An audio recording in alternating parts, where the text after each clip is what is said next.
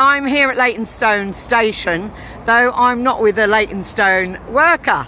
We have the pleasure of a Finsbury Park worker, and I'd like you to tell me what your name is. My name is Glenroy Watson. I'm the Vice Chair of the Finsbury Park branch.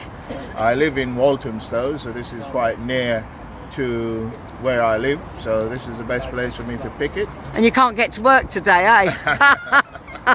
Well, no Victoria line. If like most of the public, we started walking early in the morning, we probably would have got there. But just to say, this is not the start of our fight, especially on the underground, because they have been fiddling around trying to steal our pension for quite some time now. Clearly, the government are pushing them to do. But in addition to that, they're trying to steal 600 people from the underground.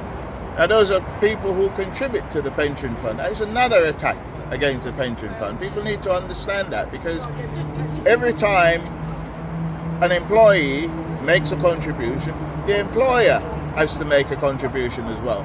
So by sacking 600 people, that's what they're doing. They're removing that. And this is a company that gave itself a holiday, a pension holiday, when we happen to find ourselves with surplus in the pension fund, instead of improving the pension for those who have retired. So people should understand, they're not just attacking the workers, they're attacking their former workers who have retired and supposed to enjoy the benefit of life. So we're in a fight, and we've been in it for some time. No one should think this is the first, this is the beginning.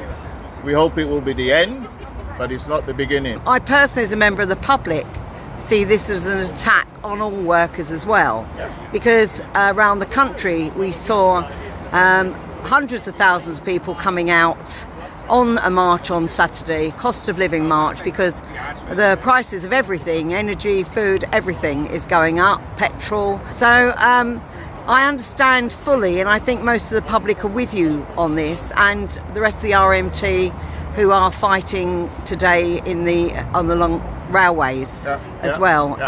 Because this is also about passenger safety. You are also fighting for the work-life balance that is being taken away, and the night tube. That's it. We mustn't forget that either, because we had an agreement which is still in place. We haven't broken the agreement, which says that if you want to do night tube, then you can sign up for that and be on that alone. It doesn't have to be that everyone is expected to work all through the night. It's never been the case. And yet, for some unknown reason, yet to be explained, they've just decided, well, everybody has got to do all night working. We've never signed up for that. We were never part of that. For all the years that I've worked for London Transport, it has been a case of, if you wanted to do a particular grade, you wanted to do a particular role, it's up to you. You know, and that's one of the beauty of working for this company. It's one of the reasons many of us are here. But what they intend to do is tear that condition up. People like Grant Sharp talk about it.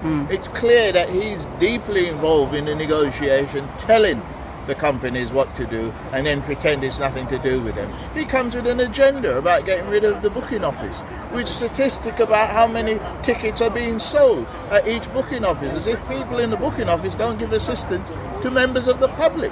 You know, we're not trapped in there. Our members are not trapped in there. They come out, they work, they help on the station, they help on the platform. If there's an emergency, they're there to see the emergency servicing, etc., etc. So this idea that he can go around protesting about how he knows what's going on in our industry, but what he knows is how to tell lies about what's happening in our industry and try to turn the public against us. But I don't think that's working. We must remember, Boris Johnson lied. He said there wouldn't be any ticket office closure, and he was part of that closing of the ticket.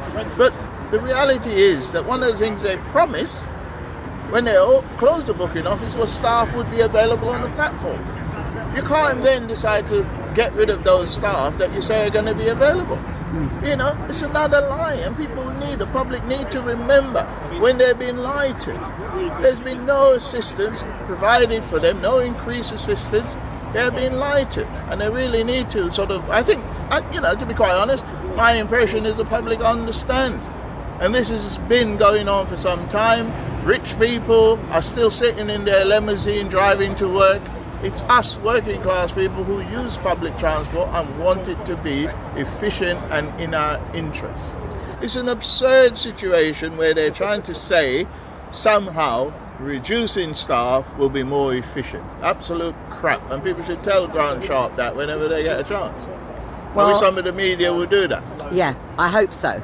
Well, thanks very much. And as a last thing, what are you hoping will come out of this series of strikes this week? Well, this is a national strike, as you've It said. is. And therefore, we want the redundancy notice on the main line removed.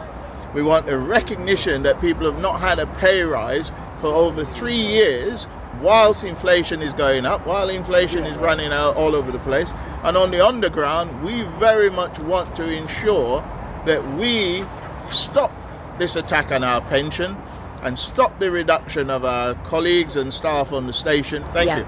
Thanks a lot. All Thanks. right.